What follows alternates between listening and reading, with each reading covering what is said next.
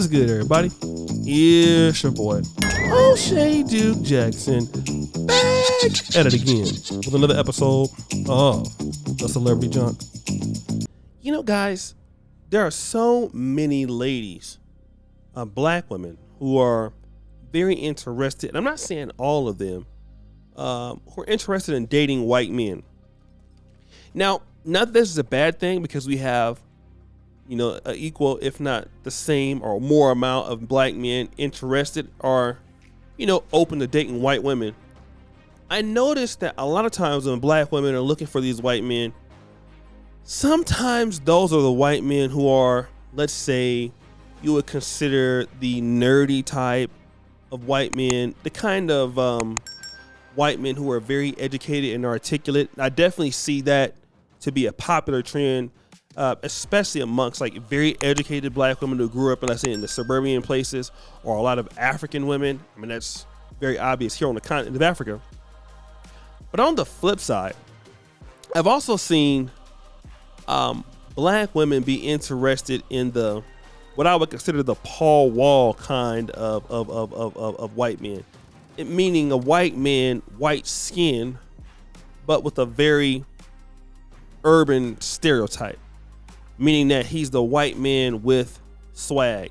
You know, very similar to, you know, what you would see with some of these people out here. Let's say like Tamar Braxton, for an example. All right. Tamar Braxton is going to be married to a white man that has like white chocolate. Okay.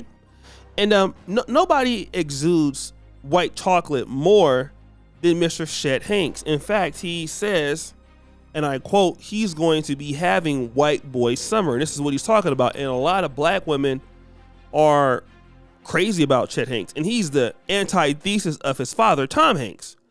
Now, Chet Hanks was dating a young lady, if you can remember, by the name of Kiana Parker. Very beautiful young lady, in blessed physically, if you know what I mean. But they got into it in 2021 when there was a viral video of him like bleeding everywhere. He said that, you know, he smashed her, or she smashed his face into, I don't know if it was a stove or something like that. And she was saying that he called her a ghetto black bee. And, you know, something like, it's happened in New Orleans, right? And she said that, you know, he was abusive towards her.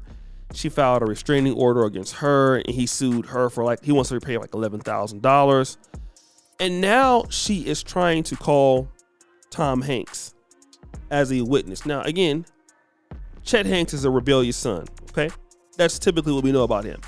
But now she's trying to call Tom Hanks to be a witness, basically saying that, you know, the dad even admits that he's abusive, not only towards the young woman, but everybody else. All right. And this is where we're going here. Now, I want to make it more of a general argument, because, you know, I do deal in black male content, and a lot of the brothers, you know, when we hear a lot of these women talk about divesting, and I'm not saying that Kiana is a divester or that she exclusively dates white men. I don't know her. I don't know anything about her. But I would like to petition this, if I can. When I hear a lot of the women coming from this so-called divestment community, and when they talk about they want to get away from black men, so many times do I witness a lot of you know, black women go the route of the white men with the African American stereotype that they claim they're trying to get away from. And that is the key. I see the same thing. Let's say, for example, when it comes with, and if we're going to be honest, black men, you will see black men sometimes, and this is not all the times, but I've heard this, you know, hey, I'm tired of dealing with, you know, X, Y, and Z sisters. I'm tired of dealing with them. You know, I want to go ahead on and get with this white woman. And you notice that it's never the white woman who's like Vanna White or the stereotypical blonde. Like this is always the white lady that has like the braids, the white lady that has You know, things like it's the white woman who acts pretty much in the stereotypical black lady, or someone that grows up in what we call quote unquote the hood. And what this shows to me, that when a lot of people start talking about interracial dating, we rarely forget that the apple doesn't fall far from the tree. This is what people don't fail to realize. The apple doesn't fall far from the tree. So you're here talking about, you know, you want X, Y, and Z and this, that, and the other. Fine. But what you're not discussing is that you are not who you want. So now you're wanting to call this guy out and everything like that. But I remember when they first got together, or when they were getting together, it's always, oh girl, you got you a white man. Oh, he looks good. He's nice and everything. But you know, you're not looking at the fact that the guy has the same dysfunctional problems that you're seeing that brothers have. And the same thing with black men. I see it all the time. So many black men that I know personally that grew up in Sacramento, California.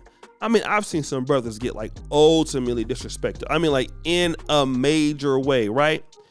And they're dealing with this quote unquote, you know, young white woman, white lady, and things like that. And the white woman is calling them, not necessarily something racist, but just, you know, there's a big discontent. She's contentious, disrespectful, saying vile things and disrespecting the guy. And the guy is looking like, well, she's still white though. And then you're looking at it like, okay, she's white, but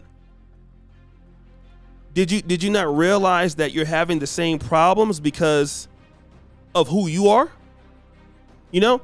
And the thing about that, we got to realize, as much as we want to blame other people, okay, we try to blame other people, but we don't really look at ourselves. We fail to look at ourselves. We fail to look at, you know what? Let's put the race aside. Why am I not even getting the people in my life that I would like in any place? Like, I used to have friends that would say, you know, I got a guy out of Sacramento, right? And Sacramento ain't got the opportunity that elite, and they go to Atlanta. And don't get me wrong. Atlanta definitely is a much greater city on average than Sacramento in many ways. There are opportunities, if you're black, that you can maximize in Atlanta that you can't get in Sacramento. But now at the same time, if you are lazy, if you don't want to work, if you have personal issues, it's not gonna matter that you're from Sacramento. Like, what does that got to do with anything, right? It doesn't matter at all, because you typically, you are who you are wherever you're at. And so many people have the vantage point that, you know what? You know, we're not gonna, you know, we're gonna blame X, Y, and Z person. They did this, they did that, whatever. And but that person's white, so that person is white, and it's black people. There's a problem. So I'm gonna deal with that person anymore. But still, you're dealing with, you know, a argument that's dealing in pretty much what you would call malfeasance in a way. It's wrong. I know it's wrongdoing by a public official, but that's what it really is. It's intentional conduct. That's like, what are you talking about? Right? You're dealing in something that is incorrect. So guys, what do you think? It's your boy, O'Shea Duke Jackson, back at it again. Another episode of The Celebrity Drunk. Appreciate for all that you're doing. Subscribe to the bell. We're out.